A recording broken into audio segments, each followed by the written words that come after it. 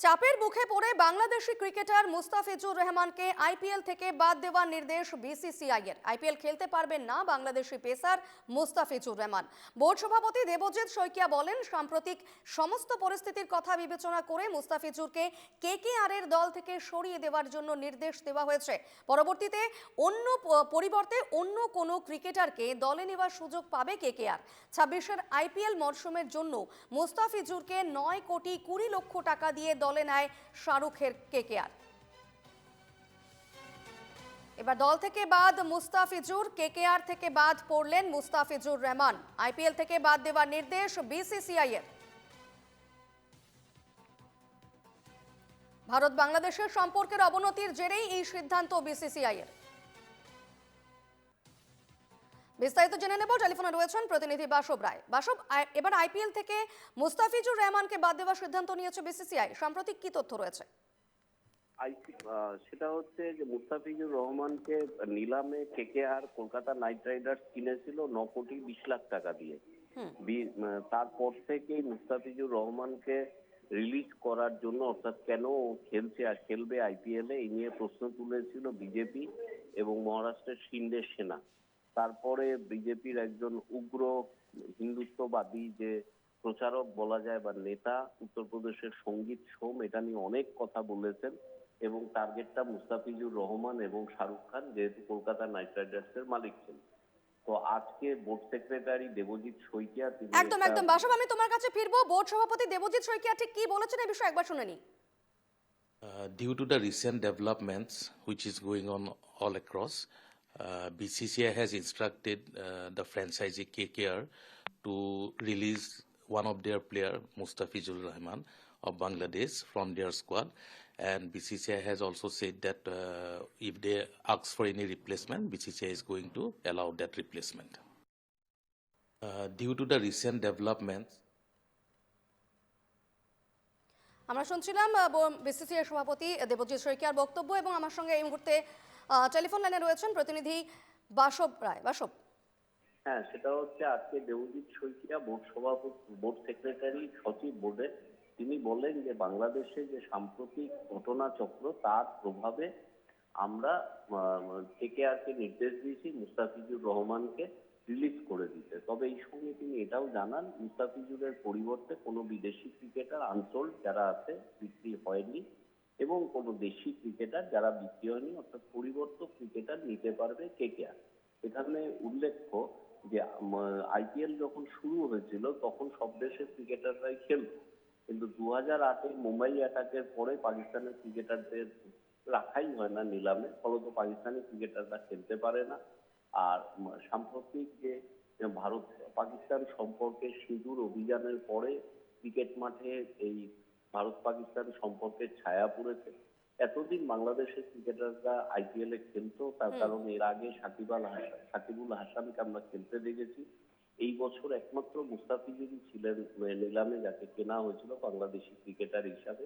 বাহাতি pacer, আগেও Kolkata night রাইডার্সে খেলেছেন, সানরাইজার্সে খেলেছে, চেন্নাই সুপার কিংসে খেলেছে, কিন্তু এই প্রথম বাইরের চাপে বলা যেতে পারে যে বিসিসিআই বাংলাদেশি ক্রিকেটারকে ছেড়ে দেওয়ার নির্দেশ দিল কলকাতা নাইট রাইডার্সকে। আর স্বাভাবিকভাবেই এখন কংগ্রেস এটা নিয়ে মুখ খুলেছে। মুম্বাইয়ের কংগ্রেস লিডার আসলাম খান বলেছেন মুস্তাফিজুরকে ছেড়ে দেওয়ার নির্দেশ এটা ঠিকই আছে, কিন্তু বাংলাদেশের সাবেক প্রধানমন্ত্রী শেখ হাসিনা কি করে ভারতে থাকে ও ভারত সরকারের আশ্রয়, প্রশ্ন খুব প্রাসঙ্গিক। তবে বিজেপি এই সিদ্ধান্তকে, এই যে মুস্তাফিজুরকে ছেড়ে দেওয়ার নির্দেশকে স্বাগত জানিয়েছে। রিপোর্ট না। বেশ সঙ্গে থাকো বাসব। এবার আইপিএল থেকে বাদ দেওয়ার নির্দেশ বিসিসিআই এর এবং মুস্তাফিজুর রহমানকে বাদ দেওয়ার নির্দেশ দিল বিসিসিআই। এ বিষয়ে ঠিক কি প্রতিক্রিয়া বিজেপি এবং কংগ্রেসের, শুনে নেব। पहले तो जो बांग्लादेशी की पूर्व प्रधानमंत्री दिल्ली में है, भारतीय जनता पार्टी उस पर विचार करे कि एक तरफ कहते हैं कि बांग्लादेशियों को रुकने नहीं देना है और उनकी पूर्व प्रधानमंत्री को जो है दिल्ली में रखा हुआ है। ये सिर्फ चुनाव में लोगों को मुद्दों से बहकाने के लिए ये सारी मुद्दे भारतीय जनता पार्टी लाती है। ये देखिए, भारत देश के 100 करोड़ सनातनियों की भावनाओं को समझते हुए जो बीसीसीआई ने निर्णय लिया है उसके लिए बीसीसीआई का बहुत बहुत धन्यवाद। और हमने कल ही आप लोगों से कहा था कि आप निश्चित रहिए, भारत सरकार और बीसीसीआई इस पर को संज्ञान लेगी, चूंकि 100 करोड़ हिंदुओं की भावनाओं से खिलवाड़ नहीं किया जा सकता। और धन्यवाद बहुत बहुत बीसीसीआई का कि उन्होंने इस तरीके का निर्णय लिया। और मैं फिर एक बार कहूंगा, ये पूरे भारत के हिंदुओं की जीत है, सनातनियों की जीत है। वो शाहरुख खान समझ नहीं पाए थे ना, अब शाहरुख खान की समझ में आ गया है कि भारत में रह के सनातनियों से पंगा लेना या सनातनियों के विरुद्ध चलना वो अच्छा नहीं रहेगा। और उन्हें ये समझ आ गया है कि देश के सैकड़ों करोड़ जो सनातनी हैं उन्होंने ही उन्हें शाहरुख खान बनाया। যাব আমাদের সঙ্গে বাসব রায় রয়েছেন টেলিফোনে। বাসব, সাম্প্রতিক যে পরিস্থিতি তৈরি হচ্ছে ভারত বাংলাদেশের সম্পর্কে যেভাবে অবনতি ঘটছে, তার জেরেই কি এই সিদ্ধান্ত বিসিসিআই এর? হ্যাঁ, এই নিয়ে কোনো সন্দেহ নেই। একেবারে, যদিও বিসিসিআই সচিব দেবজিৎ শইকীয়া এই বিষয়ে তিনি তার মন্তব্যে তেমন কিছু উল্লেখ করেননি, তিনি বলেছেন জাস্ট লেটেস্ট ডেভেলপমেন্ট নিয়ে কথা বলেছেন। কিন্তু সাম্প্রতিক যে পরিস্থিতি দাঁড়িয়েছে ভারত বাংলাদেশের, তারপরেই দেখা যাচ্ছে এই একটা বড় সিদ্ধান্ত বিসিসিআই এর। দেবজিৎ শইকীয়া বাংলাদেশ শব্দটা উচ্চারণ করেননি, সেই হিসেবে তিনি বলেছিলেন যে চারদিকের সাম্প্রতিক ঘটনাবলীর প্রেক্ষিতে বাংলাদেশি ক্রিকেটারকে ছেড়ে দেওয়ার নির্দেশ দেওয়া হয়েছে কেকেআরকে।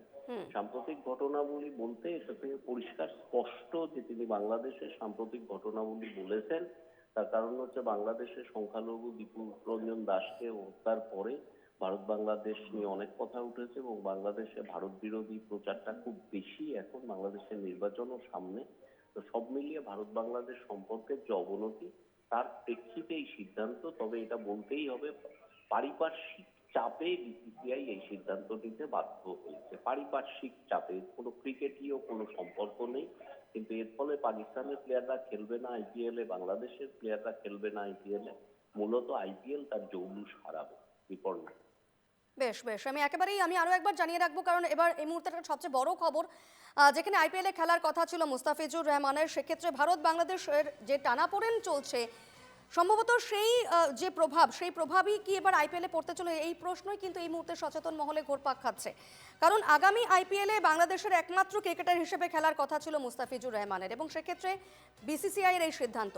এই মুহূর্তে আমার সঙ্গে টেলিফোন লাইনে রয়েছেন বিজেপি নেতা দিলীপ ঘোষ। দিলীপ বাবু, বিসিসিআই এর একটা বড় সিদ্ধান্ত যে আইপিএল থেকে মুস্তাফিজুর রহমানকে বাদ দেওয়া হচ্ছে, সেক্ষেত্রে বাদ দেওয়া হয়েছে লিটারালি, অর্থাৎ ভারত বাংলাদেশ যে সম্পর্ক যেভাবে অবনতি হচ্ছে সেই সম্পর্কের ভিত্তিতে দাঁড়িয়ে কি এই সিদ্ধান্ত, কিভাবে দেখছেন বিষয়টিকে? না, এটা তো সব জায়গা থেকে দাবি উঠেছিল যে দেশ, সে দেশের জনতা আজ ভারতের বিরুদ্ধে, আর ওখানে গণতন্ত্র বলে কিছু নাই, অমানবিক ব্যবহার চলছে, হিন্দুদের উপর অত্যাচার চলছে, অগণতান্ত্রিক সরকার একটা রয়েছে, আর পুরো জনতাকে ভারতের বিরুদ্ধে লেলিয়ে দিচ্ছে। সেই দেশের একজন প্লেয়ারকে আমরা কেন সুযোগ দেবো? পাকিস্তানের কাউকে তো সুযোগ দিই না আমরা। তার চেয়ে তো খারাপ অবস্থায় বাংলাদেশ। তো সেই জন্য এটা ডিমান্ড ছিল, মেনে নিয়েছেন। বিসিসিআই কে ধন্যবাদ।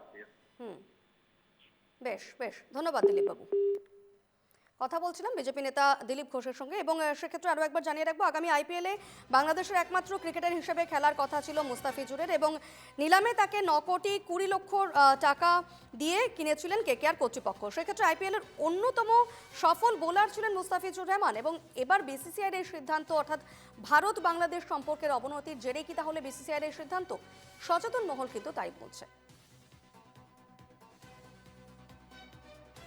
আমি ধন্যবাদ জানাবো, বাসব রায় ছিলেন আমার সঙ্গে টেলিফোনে। বাসব, তোমাকে ধন্যবাদ।